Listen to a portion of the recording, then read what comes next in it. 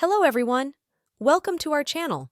Today I will show you how to create split screens in CapCut on PC. So let's start. At the very beginning, open the CapCut application on your PC. By opening the application, select two or more videos between which you want to split the screen. In my case, I already have prepared videos. Select your first video and drop it on the ribbon where the video clips are edited. If your video has black lines on the sides of the video, I recommend that you just zoom in like this. Once you've done that, drop another video onto the track itself.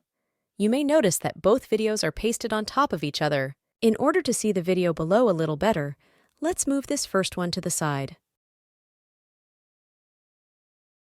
And after that, we will go to the basic option itself and go down to the opacity option, where we will reduce the visibility of the video to 49%. Then we'll move the video a bit to even it out. And after that, we will click on the mask option and then select the horizontal option. When we do that, we will go to the rotation option and rotate as much as we want. In my case, I'll take it to 75%. The only thing that remains is to increase the visibility of the video that we shrunk, returning to the basic option and then increasing the opacity to 100%.